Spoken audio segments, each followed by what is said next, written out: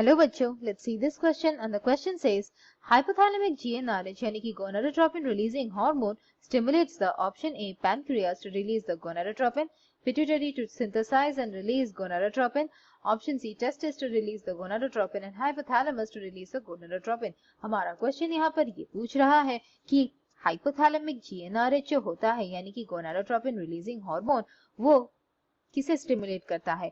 और ऑप्शन दिए गए हैं ऑप्शन ए कि ये पिट्यूटरी को पैंक्रिया को स्टिमुलेट करता है ताकि गोनाडोट्रोपिन रिलीज हो, ऑप्शन बी ये पिट्यूटरी को रिलीज कर स्टिमुलेट करता है ताकि सिंथेसाइज करे और रिलीज करे गोनाडोट्रोपिन, ऑप्शन सी ये टेस्टिस को स्टिमुलेट करता है ताकि गोनाडोट्रोपिन रिलीज हो और ऑप्शन डी ये हाइपोथैलेमस को स्टिमुलेट करता है ताकि गोनाडोट्रोपिन रिलीज हो। और की कॉन्सेप्ट इस क्वेश्चन के लिए ये रहेंगे कि हमारा जो हाइपोथैलेमस है वो हार्मोन्स जो सिक्रीट करता है वो दो तरह के होते हैं, एक होता है रिलीजिंग हार्मोन, एक होता है इनहिबिटरी हार्मोन।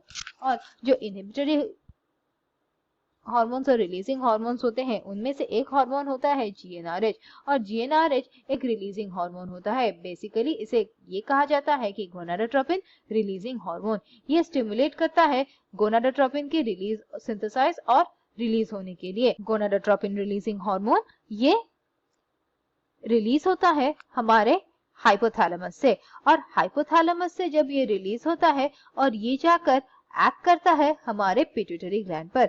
और पिट्यूटरी ग्लैंड पर जब एक्ट करता है, जो पिट्यूटरी में ग्लैंड में दो पार्ट्स होते हैं, एक होता है एडिनोहाइपोफाइसिस और दूसरा होता है न्यूरोहाइपोफाइसिस। ये एक्ट करता है पिट्यूटरी के एडिनोहाइपोफाइसिस पर और एडिनोहाइपोफाइसिस से ये स्टिमुलेट करता है एडिनोहाइपोफाइसिस को सिंथेसाइज करने के लिए और रिलीज करने के लिए गोनाडोट्रोपिन्स। और गोनाडोट्रोपिन्स क्या क्या होते हैं और ये जानने के लिए हमें पता है कि गोनाडोट्रोपिन्स जो होते हैं वो दो तरह के होते हैं, एक होता है LH और दूसरा होता है FSH। LH जो होता है उसे कहा जाता है ल्यूटेनाइजिंग हार्मोन और ये ल्यूटेनाइजिंग हार्मोन बेसिकली बहुत सारे फंक्शंस करता है हमारे गोनाड्स पर। जैसे ये जब फीमेल रिप्रोडक्टिव सिस्टम पर एक्ट करता है तब ये एक मेजर प्रोसेस को स्टिमुलेट करता है, वो है ओव्यूलेशन। और उसके अलावा ये फॉलिकल्स जो होते हैं ओवेरियन फॉलिकल्स, उनके डेवलपमेंट के लिए भी हेल्प करता है। और फीमेल के अलावा ये मेल्स में भी स्पर्मेटोजेनेसिस में हेल्प करता है।